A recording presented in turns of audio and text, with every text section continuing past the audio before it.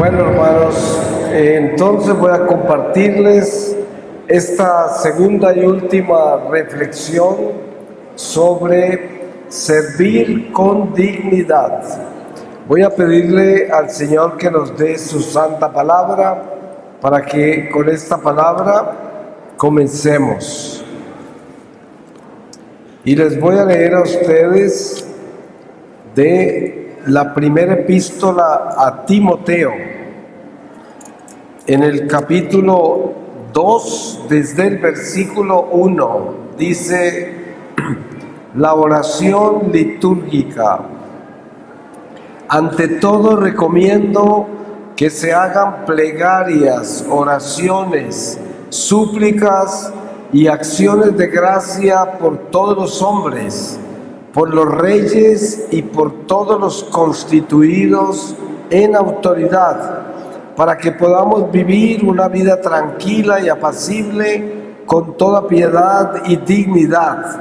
Esto es bueno y agradable a Dios nuestro Salvador, que quiere que todos los hombres se salven y lleguen al conocimiento pleno de la verdad, porque hay un solo Dios y también un solo mediador entre Dios y los hombres, Cristo Jesús, hombre también, que se entregó a sí mismo como rescate por todos. Tal es el testimonio dado en el tiempo oportuno, y de este testimonio yo he sido constituido heraldo y apóstol. Digo la verdad, no miento, maestro de los gentiles en la fe y en la verdad. Quiero pues que los hombres oren en todo lugar, elevando hacia el cielo unas manos piadosas, sin ira ni discusiones. Palabra de Dios. Pues qué mejor palabra para iniciar esta reflexión. Nosotros, como hijos de la Iglesia, somos llamados a servir. Sabemos que nuestro Maestro Jesús estableció con mucha claridad el hecho de que venía a servir y no a ser servido. Jesús es el camino, la verdad y la vida. Y por lo tanto, si nosotros somos cristianos, nosotros somos otro Cristo. Tenemos que hacer lo que Él hizo, imitarlo a Él.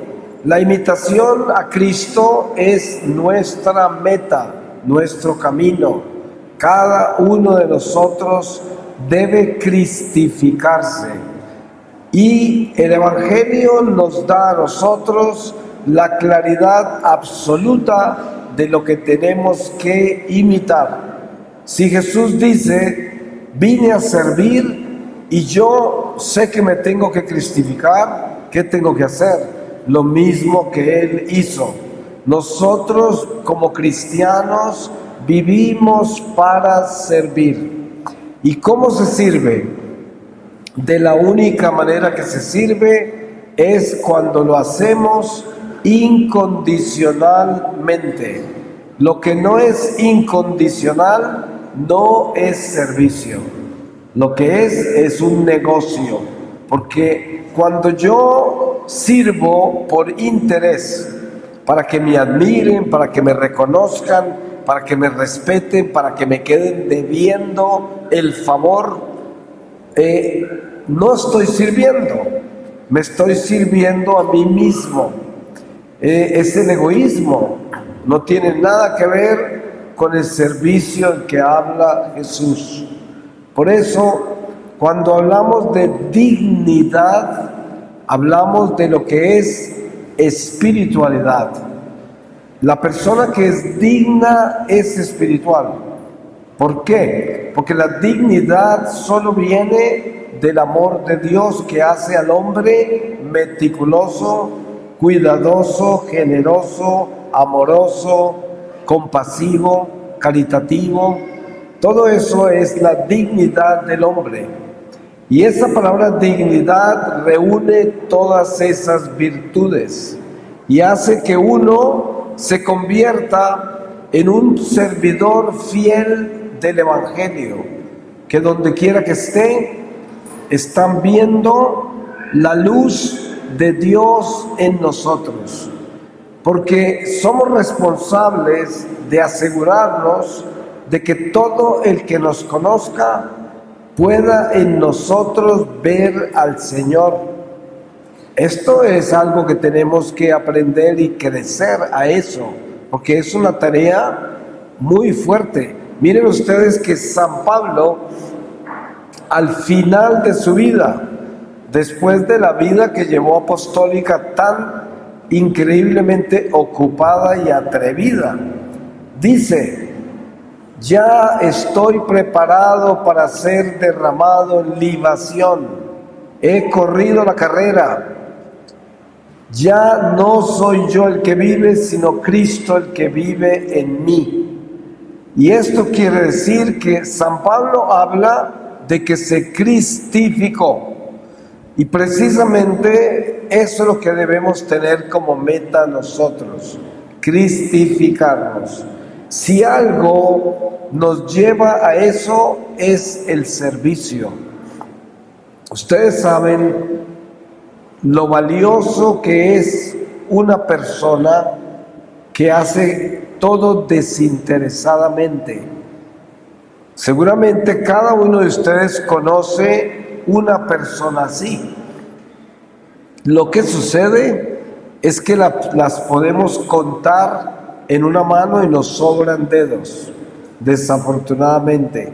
Ya quisiéramos que toda la gente fuera así, pero ustedes saben lo escaso que es encontrar gente que ayuda, que se da desinteresadamente, con absoluto amor, y que uno sabe que nunca, jamás, ni se acordarán del servicio que hicieron. Por eso la palabra dice que tu mano izquierda no sepa lo que hace la derecha. Eso es el servicio incondicional. Es cuando uno ni se acuerda de lo que dio. Ustedes se dan cuenta que los conflictos que hay entre la gente es porque se acuerdan de lo que dieron y los sacan en cara. Problemas en matrimonios, ¿cuáles son los problemas de matrimonio? Que llega el uno y le dice al otro: nunca reconoces lo que hago, jamás aprecias nada de lo que te doy, mira todos los esfuerzos, mira los sacrificios, jamás me has reconocido nada. Eso quiere decir que todo lo que le ha dado, lo ha dado por interés. Todo lo que ha dado, no lo ha dado desinteresadamente, sino esperando ser reconocido, esperando ser apreciado, esperando ser agradecido, que le agradezcan. Eso ya no es servicio. Eso lo que es un negocio, ¿no? Es hacer las cosas por interés. Ahí no hay amor, ahí no hay absolutamente ninguna virtud. No hay dignidad tampoco, porque para nosotros poder vivir ese verdadero espíritu de servicio incondicional, tenemos que tener muy claro de que nosotros las cosas las hacemos con amor.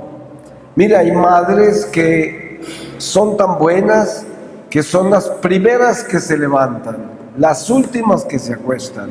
Nadie se da cuenta cuando la madre está enferma porque a nadie le cuentan. Y viven con una sonrisa inmensa, porque si algo da el espíritu de servicio incondicional es gozo. Una persona que se da y da su vida siempre sin interés es una persona contenta, siempre tiene gozo. El que da esperando retribución siempre está amargado, porque nadie le da lo suficiente de lo que quiere recibir. Eso es, entonces no es una persona contenta. En cambio, el que no espera nada y todo lo da sin interés, vive contento. Tiene esa gracia. ¿Y esa gracia de dónde viene? Esa gracia viene del Espíritu Santo. Cuando nosotros le damos cabida, abrimos la puerta para que el Espíritu Santo actúe en nuestra vida, recibimos su alegría, recibimos la brisa de la vida en Dios, que es una vida sin miedo, sin ataduras, sin angustias, sin preocupaciones, con entusiasmo, con vitalidad para hacer todo lo que hay que hacer, a pesar de las cosas que pasen materiales, como por ejemplo, a veces no tenemos vitalidad, a veces estamos enfermos, a veces hay situaciones en la vida que nos quitan fuerza, y sin embargo, aquel que siempre se da incluyendo los tiempos difíciles, también se sigue dando, no pierde ese entusiasmo y muere dando, así muere dando. Y pienso que cuando la gente dice, ay, a mí me gustaría mucho servir en la iglesia, o servir en esta comunidad, o servir en esta misión, yo siempre digo, lo más importante que hay que traer al servicio es el amor. Si no tiene el amor, no venga a servir, porque lo que va a hacer es una piedra en el zapato de todos los demás, el tormento de los demás. Ustedes saben que hay gente que viene a la iglesia y se convierte en la piedra en el zapato de todos, porque son personas chismosas, son personas odiosas, resentidas, que tienen malas intenciones, que siempre tienen en el corazón murmuraciones de los demás, y son como brujos, ¿no? Es gente que hace el mal solo con estar presentes. Y claro, tenemos que orar mucho por ellos o ellas, porque realmente hacen mucho daño, porque traen el espíritu de división. En cambio, el que trae el Espíritu Santo, el que está lleno del amor de Dios, siempre llena de alegría donde está, siempre trae la paz, siempre entusiasma a los demás para que también trabajen, para que se den, para que sirvan. Y eso es el llamado a servir con dignidad. La dignidad viene de la fidelidad a Dios, de ahí viene la dignidad. La dignidad es un impulso, un fuego, un celo para darnos todos sin interés. Esa es la dignidad. La dignidad es que yo respeto la vida. La dignidad es que yo respeto al prójimo. La dignidad es que yo tengo temor de Dios. La dignidad es que yo hago todo lo que puedo, cada vez que puedo, para ayudarle a todo el que yo puedo. Eso es digno, eso nos hace dignos. Y no hacerse el que no ve cuando pasa por el lado de una necesidad ajena, como el pasaje del publicano y el rabino. Ustedes se acuerdan del hombre que estaba herido, tirado en la calle, y Jesús lo pone como ejemplo, ¿no? Porque precisamente el impulso nuestro es a darnos instantáneamente, nunca hacernos el que no vimos o el que no tenemos nada que ver con eso, sino saltar a la necesidad, entrar en ella sin ninguna duda. Y esto es lo que lleva al hombre a edificarse dignamente en el servicio. Por eso, como decíamos al principio, Jesús dice, yo vine a servir. Y eso lo que está pasando es que nos estás diciendo a nosotros. Él nos está diciendo a nosotros, yo vine a servir. Y si nosotros lo seguimos a Él, entonces, ¿qué es lo que vinimos a hacer? Vinimos a servir. porque somos hijos de la luz y seguimos la voz de nuestro Maestro. Nosotros somos sus ovejas y escuchamos su voz. Imitamos lo que Él nos indica, lo hacemos, lo obedecemos. Y precisamente una de las cosas más bellas que nosotros recibimos de Jesús es la invitación a servir. Y yo sé, miren ustedes, no sé cuántos de ustedes habrán estado enfermos en un hospital. Yo he estado. Cuando uno está en el hospital enfermo, hay gente, enfermeras, médicos, hasta la persona del aseo, que son como ángeles. Están sirviendo con un amor, con un cuidado, con un cariño, con un afecto. Gente que ni lo conoce, aún no lo tienen, nunca lo han visto antes. Y sin embargo están corriendo a ayudar, a servir, a cuidarte. Obviamente que en todas partes hay manzanas podridas, ¿no? A veces se encuentra uno con enfermeras o médicos que no son así. Pero en general, los hospitales son un lugar donde uno puede darse cuenta lo que es el espíritu de servicio incondicional cuando uno encuentra esas personas buenas que hacen su trabajo con un amor increíble. Y todo esto es parte del Evangelio. El Señor nos ha traído a nosotros la palabra como una enseñanza con la cual debemos caminar, con la cual debemos vivir, de la cual nos tenemos que apropiar, de la cual tenemos que convertirla en una segunda naturaleza. Miren ustedes la conversión tan extraordinaria de San Francisco de Asís. San Francisco escucha el Evangelio y dice, el momento de su conversión, ¿no? Dice, yo tengo que hacer lo que Jesús me está pidiendo. Y se va radicalmente a hacer lo que el Evangelio le dijo. Y ustedes saben la transformación tan radical y extraordinaria de San Francisco, que es como de película. Santos que han dado un salto tan grande que todo el mundo queda así mirándolo del salto tan grande que dieron. Y son un ejemplo para nosotros. El ejemplo más importante del atrevimiento de San Francisco y el atrevimiento de todos los santos que se atrevieron a ser santos es que sí se puede, que es posible, que si ellos lo hicieron, nosotros lo podemos hacer. Y dense en cuenta, vivimos en un mundo cuya seducción más común es el materialismo.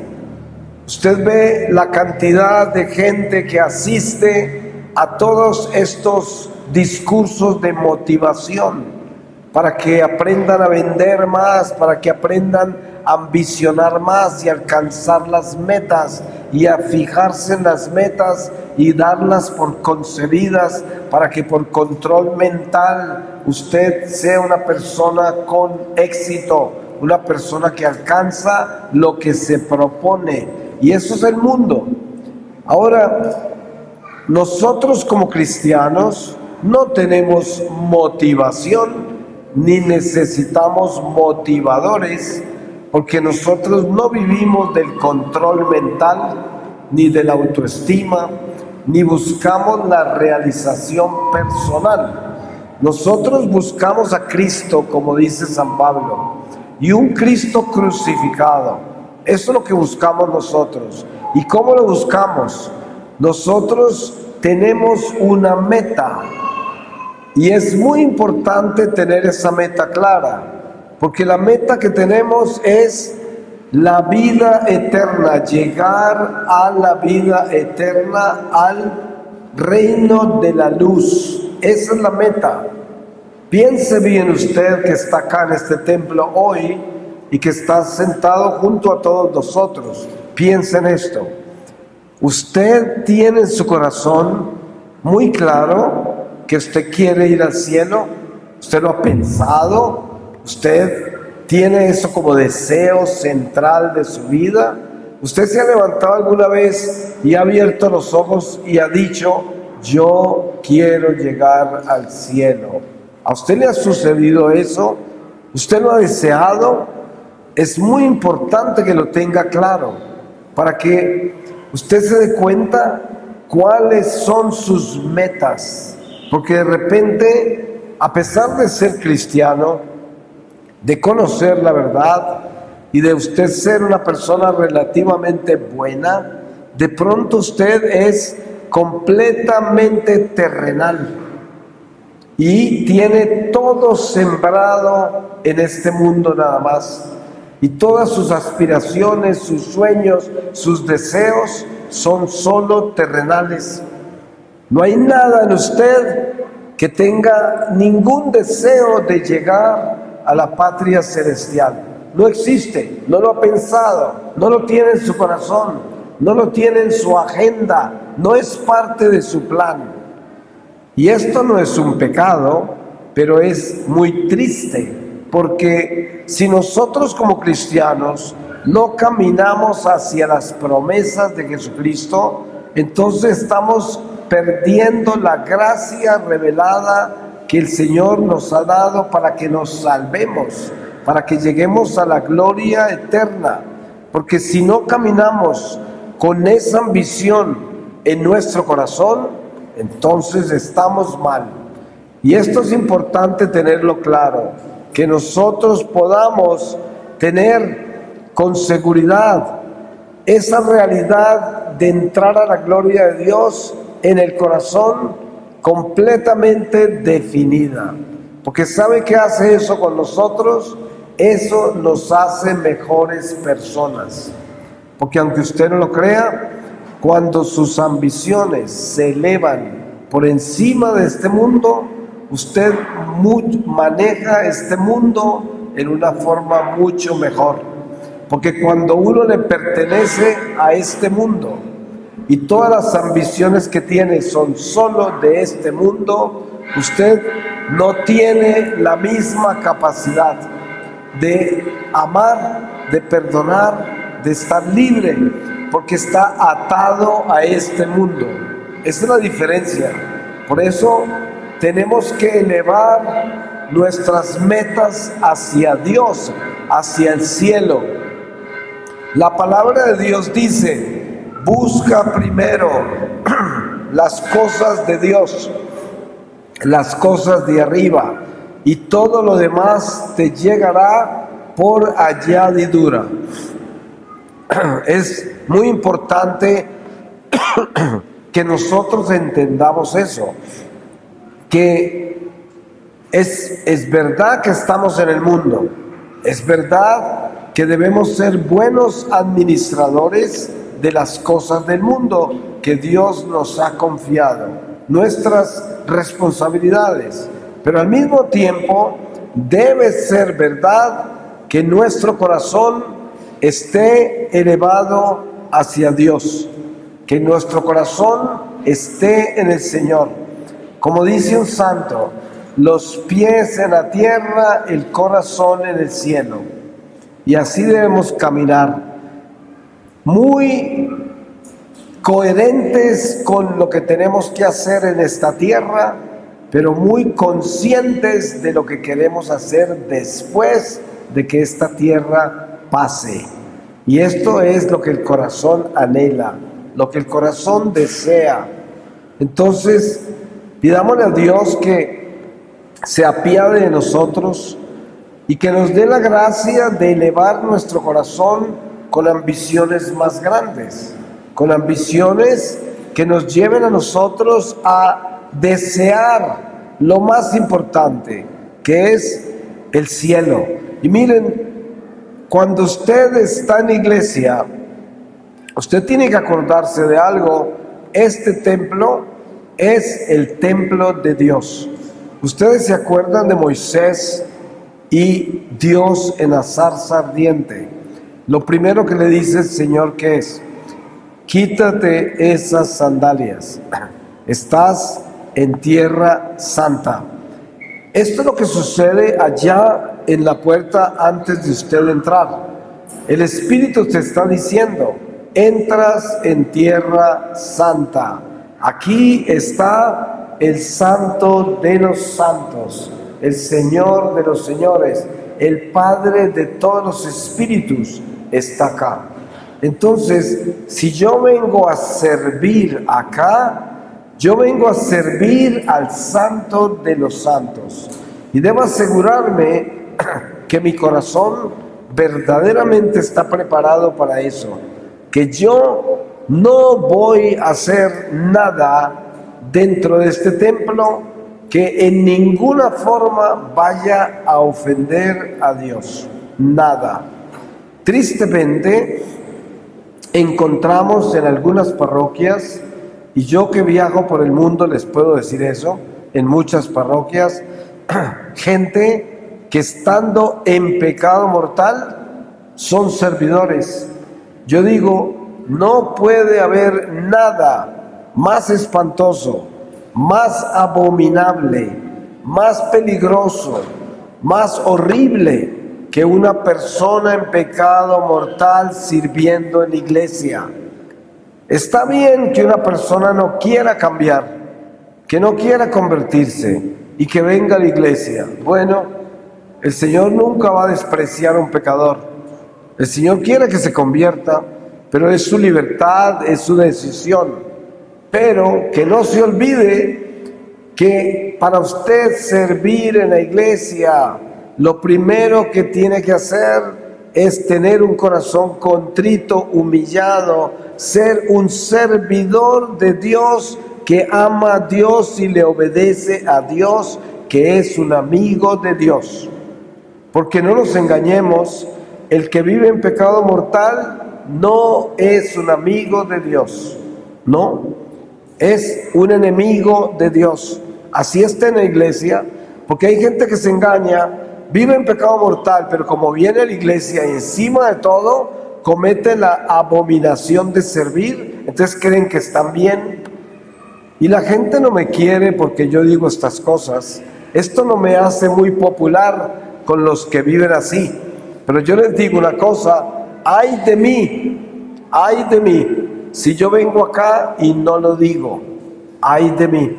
Porque el Señor me trae acá precisamente para que yo diga lo que tengo que decir en su nombre y para que así pase lo que pase, porque no se trata de venir a complacer a seres humanos, sino a glorificar a Dios.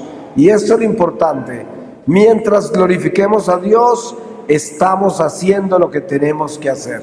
Eso es. Nosotros no complacemos a criaturas humanas. Nosotros glorificamos a Dios con todo lo que decimos, lo que hacemos, lo que vivimos. Y nosotros no juzgamos al pecador, no, pero juzgamos, no, pero denunciamos el pecado. Sí, yo no puedo juzgar a la mujer adúltera, pero yo sí puedo denunciar al adulterio y decir: el adulterio es Satanás, el adulterio es un pecado mortal. Y oremos para que la mujer o el hombre adúltero se convierta. Eso es, y hay que tener eso claro, ¿no? Porque yo no puedo juzgar al ladrón, pero yo sí puedo denunciar el robo como algo satánico, como algo malo, como algo demoníaco, y es lo que es. Bueno, voy a terminar con una lectura, y les voy a leer a ustedes de la primera epístola de San Pedro, en el capítulo 3, desde el versículo 13, y dice así: en la persecución, ¿y quién os hará mal si os afanáis por el bien? Mas aunque sufrierais a causa de la justicia, dichosos vosotros. No les tengáis ningún miedo ni os turbéis. Al contrario, dad culto al Señor Cristo en vuestros corazones, siempre dispuestos a dar respuesta a todo el que os pida razón de vuestra esperanza, pero hacedlo con dulzura y respeto. Mantened una buena conciencia, para que aquello mismo que os echen en cara sirva de confusión a quienes critiquen vuestra buena conducta en Cristo, pues más vale padecer por obrar el bien, si esa es la voluntad de Dios, que por obrar el mal. Palabra de Dios. Pues le doy gracias a Dios por la oportunidad y la bendición que me ha dado de visitarlos. Le pido a Dios que los bendiga. Él conoce sus corazones y que les conceda la gracia más grande, que es nuestra santidad. Amén.